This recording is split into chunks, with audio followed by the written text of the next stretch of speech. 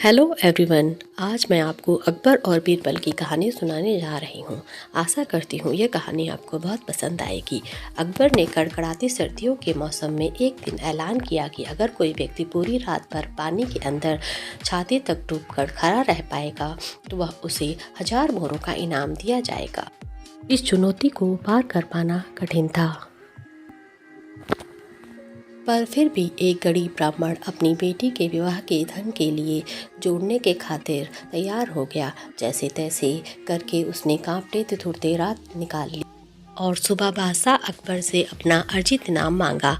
अकबर ने पूछा, तुम इतनी सर्द रात में पानी के अंदर कैसे खड़े रह पाए? तो ब्राह्मण ने कहा कि मैं दूर आपके किले के झरोखे पर चल रहे दिए का चिंतन करके खड़ा रहा और यह सोचता रहा कि वह दिया मेरे पास ही है। इस तरह रात बीत गई। अकबर ने यह सुनकर के तुरंत इनाम देने से मना कर दिया और यह तर्क दिया कि उसी दिए की गर्मी से तुम पानी में रात भर खड़े रह सके, इसलिए तुम इनाम के हकदार नहीं हो। ब्राह्मण रोता हुआ उदास होकर चला गया। बीरबल जानता था कि ब्राह्मण के साथ यह अन्याय हुआ है। उसने ब्राह्मण का हक दिलवाने का निश्चय किया।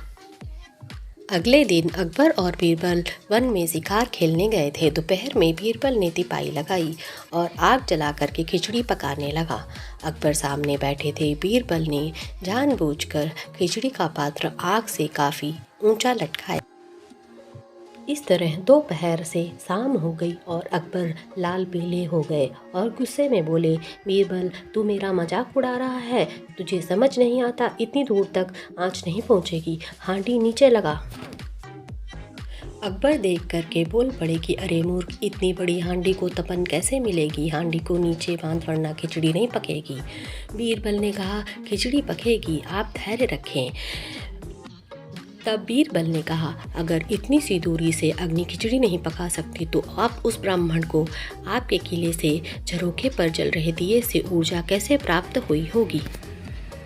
यह सुनकर के अकबर फौरन अपनी गलती समझ जाते हैं और अगले ही दिन गरीब ब्राह्मण को बुला करके उसे 1000 मोहरे दे देते हैं और भरे दरबार में गलती बताने के लिए बीरबल के इस तरीके की प्रशंसा करते हैं। हम आशा करते हैं कि आपको यह कहानी पसंद आई होगी। अगर आपको यह कहानी पसंद आई है तो प्लीज़ आप कमेंट बॉक्स में लिख करके ज़रूर बताएं।